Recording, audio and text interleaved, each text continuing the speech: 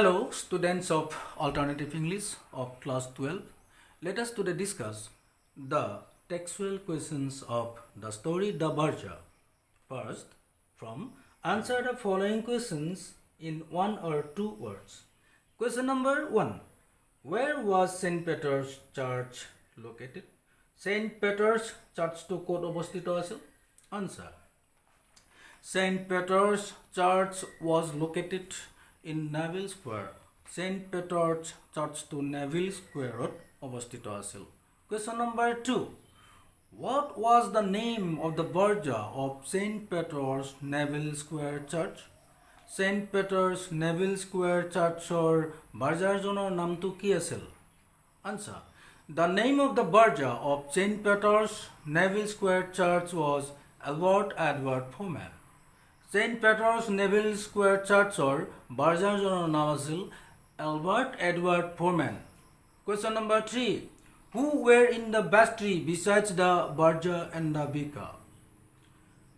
Vestryত বাৰ্জাৰজন আৰু vicarজনৰ বাহিৰে কোন মানুহ আছিল? Answer. Besides the Verger and the vicar, 2 church wardens were there in the vestry. বাৰ্জাৰজন আৰু vicarজনৰ বাহিৰে vestryটোত 2জন church wardens আছিল. Question number 4. At what age did the Verger begin working? কিমান বয়সত বাৰ্জাৰজনে কাম কৰিবলৈ আৰম্ভ কৰিছিল? Answer. The Verger began working at the age of 12. বাৰ্জাৰজনে 12 বছৰ বয়সৰ পৰা কাম কৰিবলৈ আৰম্ভ কৰিছিল. Question number 5. What did the Verger want to buy while walking in the street? ৰাস্তাৰে খোজকাঢ়ি গৈ থাকোঁতে বাৰ্জাৰজনে কি কিনিবলৈ ইচ্ছা কৰিছিল? Answer. The Verger wanted to buy a cigarette while walking in the street. যেতিয়া ৰাস্তাৰে খোজকাঢ়ি গৈ আছিল তেতিয়া বাৰ্জাৰজনে এটা cigarette কিনিবলৈ বিচাৰিছিল. Now, answer the following questions in a few words. তলৰ প্ৰশ্নবিলাক কেইটামান শব্দৰ ভিতৰত দিয়া. Question number 1. What was the discovery that astonished the vicar? সেই আৱিষ্কাৰটো কি আছিল যিটো vicarজনক আচৰিত কৰি তুলিছিল? Answer. The discovery that astonished the vicar was that Albert Edward Foreman, the Verger, could neither read nor write. সেই আৱিষ্কাৰটো যিটো vicarজনক আচৰিত কৰিছিল সেইটো আছিল যে Albert Edward Foreman চাৰ্চটোৰ বাৰ্জাৰজনে পঢ়িবও নাজানিছিল আৰু লিখিবও নাজানিছিল. It was the most amazing thing for the vicar that Albert Edward Foreman had been the Verger of St. Peter's Neville Square Church for the previous 16 years without ever learning reading and writing. vicarজনৰ কাৰণে এইটো আটাইতকৈ আচৰিত কথা আছিল যে সেই গীৰ্জাটোৰ Verger Albert Edward Foreman যোৱা 16 years ধৰি তাত বাৰ্জাৰ হৈ আছিল আৰু কোনো দিনেই তেখেতে পঢ়া আৰু লিখা নিশিকিলে. Next question. What occupation did the Verger take up after resigning from the church? সেই চাৰ্চটোৰ পৰা ৰিজাইন দি চাকৰিটো এৰি বাৰ্জাৰজনে কি ব্যৱসায় কৰিছিল? Answer. After resigning from the church, the Verger took up the occupation of tobacconist and news agent. সেই চাৰ্চটোৰ Berger চাকৰিটো এৰাৰ পিছত বাৰ্জাৰজনে এজন tobacconist আৰু নিউজ এজেণ্ট হিচাপে তেওঁ ব্যৱসায়টো গ্ৰহণ কৰিছিল. Next question. What impression did the Verger have about the new vicar? নতুন vicarজনৰ বিষয়ে বাৰ্জাৰজনৰ কেনেকুৱা এটা ইম্প্ৰেশ্যন আইডিয়া এটা হৈছিল? Answer. The Verger did not have a favorable idea about the new vicar. নতুন vicarজনৰ প্ৰতি বাৰ্জাৰজনৰ এটা ভাল ধাৰণা নাছিল. He found the new vicar desiring to have his finger in every pie. তেওঁ পাইছিল যে বাৰ্জাৰজনে পাইছিল যে নতুন vicarজনে প্ৰত্যেকটো বিষয়তে হাত দিব বিচাৰিছিল. He thought that as the new vicar was from the East End, he couldn't be expected to fall in all at once with the discreet ways of the fashionable congregation. তেওঁ ভাবিছিল যে যেহেতু বাৰ্জাৰজন আহিছিল ইষ্ট এণ্ডৰ পৰা সেইকাৰণে তেওঁক সেই চাৰ্চটোৰ fashionable Congregation বা সেই ভক্তসকলৰ যিটো জীৱন ধাৰণ প্ৰণালী সেই প্ৰণালীৰ লগত সহজতে বা সোনকালেই মিলি যোৱাটো এডজাষ্ট হৈ পৰাটো আশা কৰিব পৰা নগৈছিল. He was doing all the hustle. তেওঁ সকলো ধৰণৰ সমস্যাৰ সৃষ্টি কৰিছিল নতুন ভিকাৰজনে. If he was given time, he would learn.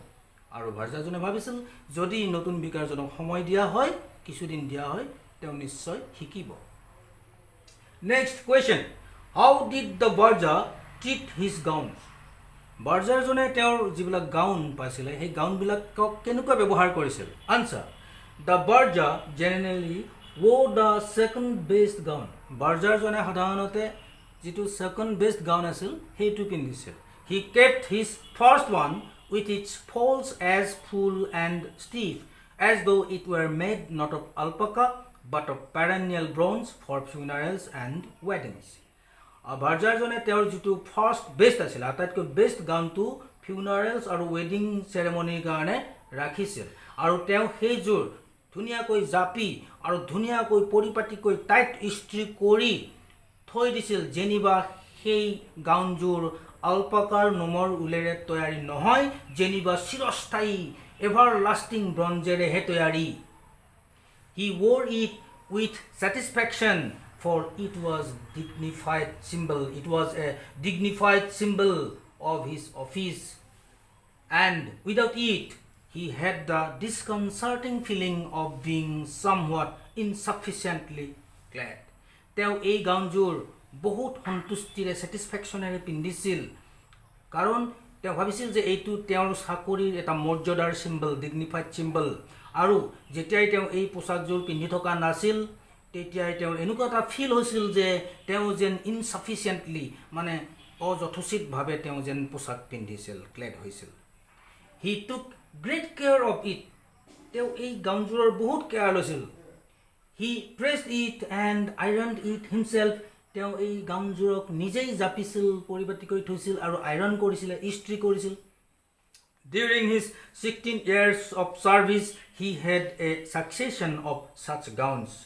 তেওঁৰ সেই 16 yearsৰ যিটো সাৰ্ভিস ভাৰ্জাৰ হিচাপে সাৰ্ভিস কৰিছিল এই সাৰ্ভিস কালত তেওঁৰ এটা সাকসেশন পাইছিল এনেকুৱা গাউনৰ এটা সাকসেশন এটা ক্ৰম এটা পাইছিল বহুত গাউন তেওঁ পাইছিল but he had never been able to throw them away when they were worn out মানে নষ্ট হৈ যোৱা যেতিয়া হেইবিলাক ফাটি চিটি গৈছিল কিন্তু তেওঁ সেই ফাটি চিটি যোৱা গাউনবোৰ তেওঁ দলিয়াই পেলাবলৈ সমৰ্থ হোৱা নাছিল. He wrapped up the complete series neatly in brown papers and placed them in the bottom drawers of the wardrobe in his bedroom. তেওঁ সেই সম্পূৰ্ণ সিৰিজটো 16 বছৰে পোৱা সিৰিজটো ধুনীয়াকৈ জাপিছিল ব্ৰাউন পেপাৰেৰে মেৰিয়াইছিল আৰু মেৰিয়াই তেওঁৰ বেডৰুমত থকা ৱাৰ্ড্ৰবৰ একেবাৰে তলৰ ড্ৰয়াৰটোত থৈ দিছিল. Next question. What was the Verger told by the vicar in the vestry? Vestryত ভাৰ্জাৰজনক ভিকাৰজনৰ দ্বাৰা কি কোৱা হৈছিল? Answer. In the vestry the vicar told the Verger that he had something unpleasant to say to him, that is to the Verger. Vestryত ভিকাৰজনে ভাৰ্জাৰজনক কৈছিল যে তেওঁক অৰ্থাৎ ভাৰ্জাৰজনক কিবা এটা অসন্তুষ্টিদায়ক কথা ক'বলগীয়া আছিল. A most extraordinary circumstance came to his knowledge the other day and he felt it his duty to impart it to the church wardens. এদিনাখন তেওঁৰ মনলৈ এটা অতি অসাধাৰণ কথা আহিছিল আৰু তেওঁ ভাবিছিল যে তেওঁ অনুভৱ কৰিছিল যে এই কথাটো তেওঁ চাৰ্চ ওয়াৰ্ডেন দুজনক ক'বই লাগিব. He had discovered to his astonishment that he, that is the Verger, could neither read nor write. তেওঁ আবিষ্কাৰ কৰিছিল যে আৰু আবিষ্কাৰ কৰি আচৰিত হৈছিল যে ভাৰ্জাৰজনে অৰ্থাৎ এলবাৰ্ট এডৱাৰ্ড ফোমেনে পঢ়িবও নোৱাৰিছিল লিখিবও নোৱাৰিছিল. Now answer the following questions briefly in your own words. এবাৰ তলৰ প্ৰশ্নবিলাকৰ উত্তৰ দিয়া চমুকৈ তোমাৰ নিজৰ ৱৰ্ডত. Question number 1. What thoughts came to the Verger's mind as he sat in the vestry with the vicar and the church wardens? Vergerজনে যেতিয়া vestryৰ ভিতৰত vicarজনৰ লগত আৰু church wardens দুজনৰ লগত আছিল তেতিয়া তেওঁৰ মনত কেনেকুৱা চিন্তা হৈছিল? How did the Verger react to the vicar's announcement? Vicarজনে যেটো announcement দিলে সেই announcementটো শুনি Vergerজনৰ কেনেকুৱা reaction হৈছিল? Answer. As the vicar was in the vestry with the vicar and the two church wardens, he wondered with slight uneasiness what the matter was. যেতিয়া Vergerজনে vestryত vicarজনৰ লগত আৰু church warden দুজনৰ লগত আছিল তেতিয়া তেওঁ অকণমান uneasinessৰে ভাবিছিল যে ঘটনাটো কি আছিল. He remembered still the occasion on which the organist had to got in trouble. তেওঁ তেতিয়াও সেই ঘটনাটো মনত পেলাইছিল যিটো ঘটনাত organistজন এটা প্ৰবলেমত পৰিছিল. And the border they had all had to hush things up. আৰু সেই things বিলাক hush কৰি ৰাখিবলৈ secret কৰি ৰাখিবলৈ তেওঁলোকে যে কিমান border কৰিবলগীয়া হৈছিল কষ্ট কৰিবলগীয়া হৈছিল সেই কথাটো তেওঁৰ মনত পৰিছিল Vergerজনৰ মনত পৰিছিল. In a church like St. Peter's Neville Square, they couldn't afford scandal. St. Peter's Neville Square নিচিনা এটা চাৰ্চত তেওঁলোকে কেতিয়াও এটা স্ক্যান্ডাল মানে বদনাম এটা এফৰ্ড কৰিব নোৱাৰে কেতিয়াও তেওঁলোকে সহ্য কৰিব নোৱাৰিছিল. He thought that the vicar had been harassing the two church wardens. তেওঁ ভাবিছিল যে vicarজনে church wardens দুজনক harassment দি আছিল কিবা এটা কৰিবলৈ and had been struggling by every available means to gain or achieve something. আৰু ভাবিছিল যে সম্ভৱপৰ গোটেই কিটা ফালৰ পৰাই তেওঁ যেন তেওঁলোক দুজনক কিবা স্ট্ৰাগলিং কৰি আছিল কিবা এটা এচিভ কৰিবলৈ কিবা এটা কৰিবলৈ but they didn't like it আৰু ভাবিছিল যে চাৰ্চ ওয়াৰ্ডেন দুজনে বিকাৰজনৰ এই কথাটো ভাল নাপায় এই বুলি Vergerজনে ভাবিছিল. সেকেন্ড পাৰ্টৰ আনসাৰটো হ'ব At the announcement of the vicar, the Verger did not express any sign of embarrassment. Vicarজনৰ announcement শুনি Vergerজনে কোনো ধৰণৰ embarrassmentত পৰা কোনো ধৰণৰ সমস্যাত পৰা অসুবিধাত পৰা যেন কোনো ধৰণৰ সাইন দেখুৱা নাছিল কোনো লক্ষণ এক্সপ্ৰেছ কৰা নাছিল প্ৰকাশ কৰা নাছিল. Next question number 2. In your own opinion, what kind of a person was the Verger? তোমাৰ মতে Vergerজন কেনেকুৱা ধৰণৰ মানুহ আছিল? আৰু এটা কুৱেশ্যন আমি এই কুৱেশ্যনটোৰ লগত লিখিব পাৰো এটো ইয়াৰ তলৰ পাৰ্টত আছে. Number 1 question number 1 to attempt a character sketch of the Verger. এই দুটা কুৱেশ্যনৰ আনসাৰ একেলগে ইয়াত দিয়া হৈছে. Answer. The Verger, Albert Edward Foreman, was a very simple and easygoing person. Albert Edward Foreman নামৰ Vergerজন আছিল এজন বৰ simple মানে সাধাৰণ and easygoing মানে hot person ব্যক্তি আছিল. He was proud of his job and his gowns. তেওঁৰ জবটোক লৈ বৰ proud আছিল আৰু তেওঁৰ gowns বিলাকক লৈও তেওঁৰ যিবিলাক ইউনিফৰ্ম পোছাকক লৈও তেওঁ proud আছিল. He had been Verger of the church for the previous 16 years. তেওঁ সেই চাৰ্চটোৰ Verger হৈ আছিল previous 16 years. He was not able to throw away his worn out gowns but preserved them with care. তেওঁৰ সেই 16 বছৰীয়া গাউন্সবোৰ দলিয়াই পেলাবলৈ সক্ষম হোৱা নাছিল যেতিয়া সেইবিলাক worn out হৈ গৈছিল ছিঙি গৈছিল কিন্তু সেইবিলাক তেওঁ বৰ কেয়াৰ কৰি যত্ন কৰি প্ৰিজাৰ্ভড কৰি থৈ দিছিল হাসি ৰাখি থৈ দিছিল. He performed his duties very sincerely.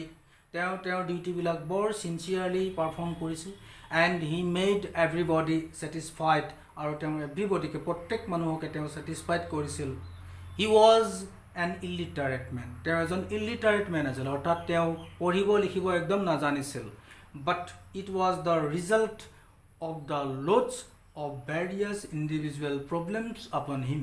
কিন্তু এই পঢ়া লিখা নজনাৰ এই যে কথাটো আছিল এইটো আছিল তেওঁ বিভিন্ন সমস্যাৰ বজাৰ এটো এটা ফলাফল আছিল তেওঁৰ ব্যক্তিগত সমস্যাৰ কাৰণে তেওঁ পঢ়া লিখা শিকিব নোৱাৰিছিল he had to go to work when he was just 12 যেতিয়া তেওঁ মাত্ৰ 12 বছৰ বয়সে আছিল তেতিয়াই তেওঁ কাম কৰিব যাব লগিয়া হৈছিল and stuck in various jobs only to earn money আৰু মাত্ৰ টকা উপাৰ্জন কৰিব লগিয়া তেওঁ বিভিন্ন কামত stuck মানে লাগি থাকিব লগিয়া হৈছিল so he couldn't spare time for reading and writing সেই কাৰণে তেওঁ পঢ়িবলৈ আৰু লিখিবলৈ শিকিবলৈ তেওঁ সময় স্পেয়াৰ কৰিব নোৱাৰিলে সময় বচাব নোৱাৰিলে সময় উলিয়াব নোৱাৰিলে he was a very straightforward man তেওঁ এজন বৰ পোনপটীয়া স্পষ্টবাদী মানুহ আছিল he put forward his opinions regarding reading and writing without any hesitation কোনো হেজিটেশন নকৰাকৈ কোনো সংকোচ নকৰাকৈ তেওঁ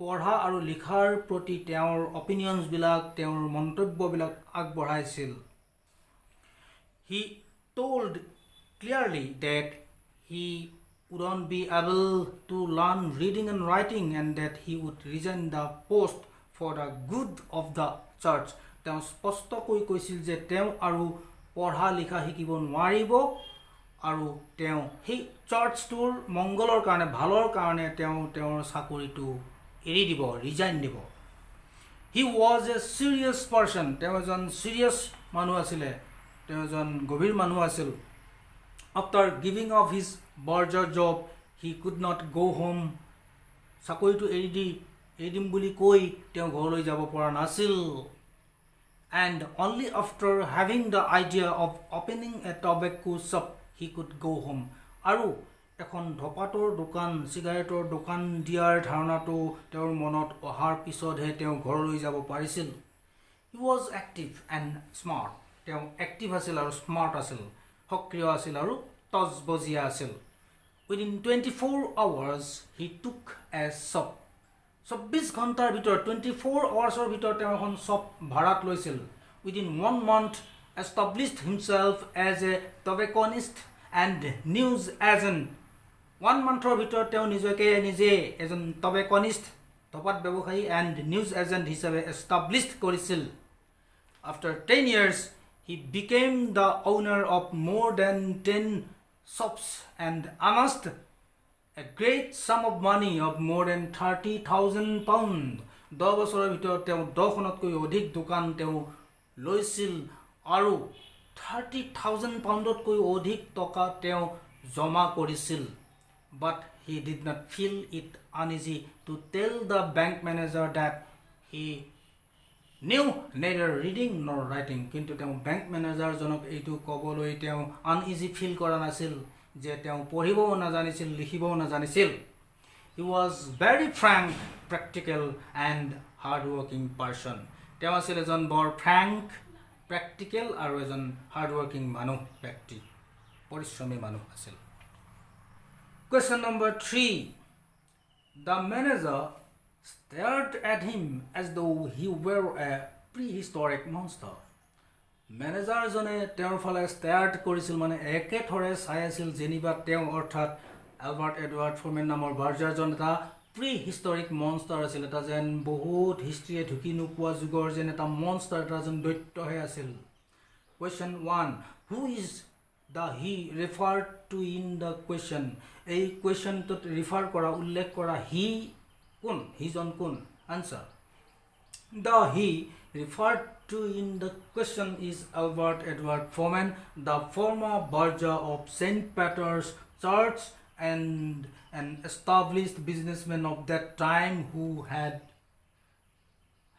more than 30,000 pounds on deposit in the bank yet he বুলি উল্লেখ কৰা মানুহজন হৈছে Albert Edward Foreman যিয়ে কেইদিনমান আগতে St. Peter Churchৰ ভাৰ্জাৰ আছিল কেইবছৰমান আগলৈকে আৰু যিয়ে নেকি এজন established businessman হিচাপে পৰিচিত হৈ পৰিছিল সকলোৰে আগত আৰু যিয়ে বেংকত তেতিয়ালৈকে 30,000 পাউণ্ডতকৈ বেছি টকা ডিপোজিট কৰিছিল question number 2 explain what made the manager stare at the person answer The manager came to know from Albert that he, Albert, was such a man who could neither read nor write. Manager জনে এইটো জানিব পাৰিছিল যে Albert এনেকুৱা এজন মানুহ আছিল যিয়ে পঢ়িবও নাজানিছিল লিখিবও নাজানিছিল.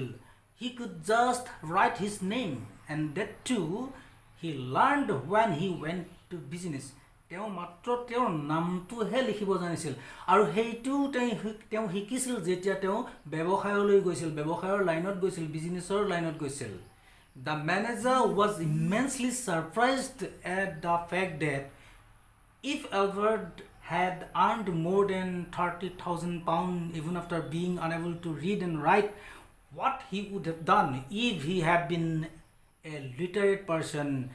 Manager জনে অতিশয় সারপ্রাইজ হৈছিল, আচৰিত হৈছিল এই ঘটনাটোত যে যদি এলবাৰ্ট এডৱাৰ্ড ফৰমেনে পঢ়া লিখা নিশিকাকৈ নজনাকৈ 30,000 পাউণ্ড উপাৰ্জন কৰিব পাৰিছিল, জমা কৰিব পাৰিছিল, তেওঁ যদি পঢ়া শুনা কৰিব পাৰিলেহেঁতেন তেতিয়া তেওঁ যে কিমান উপাৰ্জন কৰিলেহেঁতেন, যে কিমান যে কি কৰিলেহেঁতেন, সেইকাৰণে তেওঁ ষ্টেয়াৰ কৰিছিল, একেথৰে এলবাৰ্ট এডৱাৰ্ড ফৰমেনলৈ চাই আছিল.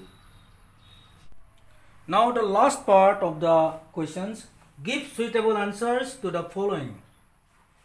একেবাৰে শেষ অংশলৈ আহিছোঁ. তলৰ প্ৰশ্নবিলাকৰ উত্তৰ দিয়া. Question number 1, attempt a character sketch of the Verger. Verger জনৰ ক্যাৰেক্টাৰটো স্কেচ কৰা. এই কুৱেশ্যনটো আমি ইতিমধ্যে আনসাৰটো লিখিছোঁ ওপৰৰ 2 নম্বৰ কুৱেশ্যনটোৰ লগত, 2 নম্বৰ কুৱেশ্যনটোৰ লগত. সো এটো আৰু আমি নিলিখো, হেতু লিখিলেই হ'ব. So question number 2, narrate the circumstances under which the Verger had to lose his job in St. Peter's Church. সেই ঘটনাটো বৰ্ণনা কৰা যিটো ঘটনাত পৰি বাৰ্জাৰ জনে এলবাৰ্ট এডৱাৰ্ড ফৰমেনে সেন্ট পিটাৰ্ছ চাৰ্চৰ ভাৰ্জাৰৰ চাকৰিটো হেৰুৱাবলগীয়া হৈছিল.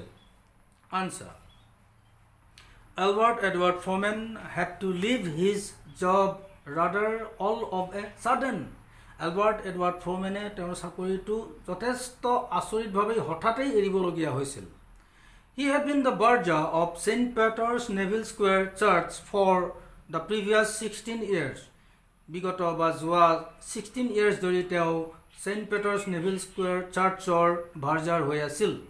He was quite an illiterate man. তেওঁ সম্পূৰ্ণ এজন অশিক্ষিত মানুহ আছিল. A new vicar was appointed in the church. সেই চাৰ্চটোত এজন নতুন বিকাৰক নিযুক্তি দিয়া হৈছিল, এপইণ্টমেণ্ট দিয়া হৈছিল. He was from the East End. তেওঁ ইষ্ট এণ্ডৰ পৰা আহিছিল. He used to interfere in everything in the church. তেওঁ চাৰ্চটোৰ প্ৰত্যেকটো বিষয়তে ইণ্টাৰফিয়াৰ কৰি গৈছিল, হস্তক্ষেপ কৰি গৈছিল. One day he called Albert to the vestry. এদিনাখন তেওঁ এলবাৰ্টক ভেষ্ট্ৰীলৈ মাতি লৈ গ'ল. There they met with the 2 church wardens. তাত তেওঁলোকে চাৰ্চ ৱাৰ্ডেন্স দুজনক লগ পালে. They were already waiting for them there. সিহঁতে ইতিমধ্যেই তাতে তেওঁলোকৰ কাৰণে অপেক্ষা কৰি আছিল. At first the vicar openly praised Albert for his sincere and satisfactory service for long 16 years. প্ৰথমতে ভিকাৰজনে যোৱা 16 বছৰ ধৰি 16 year ধৰি বাৰ্জাৰে যি এটা সিনচিয়াৰ আৰু satisfactory সাৰ্ভিস দি আহিছে সেইটোৰ কাৰণে praise কৰিছিল, তেওঁ প্ৰশংসা কৰিছিল. Then he came to the point of Albert's illiteracy. তাৰ পিছতে তেওঁ এলবাৰ্টৰ illiteracyৰ পইণ্টটো লৈ আহিল. তেওঁ যে পঢ়া লিখিব নাজানে সেই কথাটো উলিয়ালে. Albert informed the vicar about the previous vicar's awareness of it and his not minding of it. এলবাৰ্টে ক'লে যে আগৰ ভিকাৰজনেতো সেইটো জানিছিল আৰু তেওঁ যে কোনো ধৰণৰ আপত্তি কৰা নাছিল এই বিষয়টোক লৈ. But the new vicar expressed much surprise at his remaining in the Verger job for the previous 16 years without being able to learn how to read and write. কিন্তু নতুন ভিকাৰজনে আচৰিত হৈছিল যে এলবাৰ্ট এডৱাৰ্ড ফৰমেনে যোৱা 16 years ধৰি পঢ়া লিখা নজনাকৈয়ে এই ভাৰ্জাৰ চাকৰিটো কৰি আছে আৰু কোনো দিনেই পঢ়া লিখা শিকিবলৈ চেষ্টাই নকৰিলে. The Verger explained the causes that he went into service in 12. আৰু ভাৰ্জাৰজনে তেওঁ পঢ়া শিকা পঢ়া লিখা শিকিব নোৱাৰাৰ কাৰণবোৰ এক্সপ্লেইন কৰিলে যে তেওঁ 12 বছৰ বয়সতে 12 ইয়াৰ্ছতে কাম কৰিবলৈ ওলাই যাবলগীয়া হৈছিল he tried to learn but he didn't তেওঁ তথাপিও শিকিবলৈ চেষ্টা কৰিছিল কিন্তু he didn't seem to have the knack for it knack means হৈছে যেটো নেকি তেওঁৰ জ্ঞান তেওঁ শিকিবলৈ চেষ্টা কৰিছিল কিন্তু এনেকুৱা লাগিছিল তেওঁৰ যেন জ্ঞানেই নাই ইয়াৰ বাবে and then with one thing and another he could never learn তাৰ পিছত ইটো হিটো কাৰণত তেওঁ কেতিয়াও শিকিব নোৱাৰিলে the Bika told him that they could not have a Verger who could neither read nor write Bikar জনে তেতিয়া ক'লে যে তেওঁলোকে এনেকুৱা এজন বিকাৰক এনেকুৱা এজন বাৰ্জাৰ ৰাখিব নোৱাৰে যিজন বাৰ্জাৰে পঢ়িবও নাজানে আৰু লিখিবও নাজানে he had no complaint against him তেওঁৰ বিৰুদ্ধে তেওঁৰ কোনো কমপ্লেইন নাছিল but they could not take any risk of some accident that might happen owing to Albert's lamentable ignorance কিন্তু এলবাৰ্ট এডৱাৰ্ড ফৰমেনৰ সেই দুখজনক ইগনোৰেন্সৰ কাৰণে ঘটিব পৰা যি কোনো এক্সিডেন্টৰ তেওঁলোকে ৰিস্ক কেতিয়াও ল'ব নোৱাৰে one of the church wardens asked him if he could not learn church warden জনৰ এজনে খুদিলে তেওঁ শিকিব নোৱাৰিব নেকি তেতিয়া Albert replied in the negative Albert এটা negative answer দিছিল explaining that as he couldn't learn in his youth he would not be able to do it in his death is এইটো ব্যাখ্যা কৰিছিল যে যেহেতু তেওঁ ডেকা কালতে শিকিব নোৱাৰিলে তেওঁৰ সেই এজটো তেওঁৰ কেতিয়াও শিকিব নোৱাৰে the vicar told him that they would give him 3 months time and if at the end of that time he could not read and write he would have to go বিকাৰজনে তেতিয়া বাৰ্জাজনক ক'লে যে তেওঁলোকে তেওঁক 3 মাহৰ সময় দিব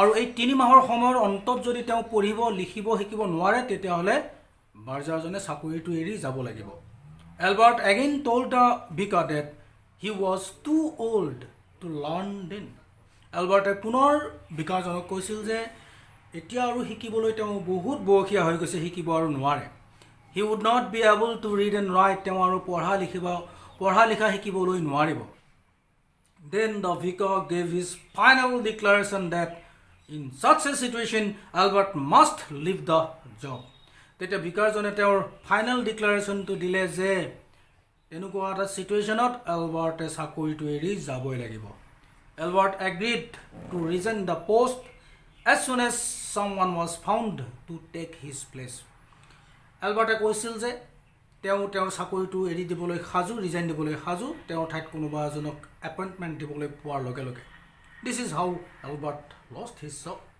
এইদৰে এলবাৰ্টে তেওঁৰ চাকৰিটো হেৰুৱাইছিল students here ends this video and here ends the textual questions of the story the Verger so thank you very much for watching the video bye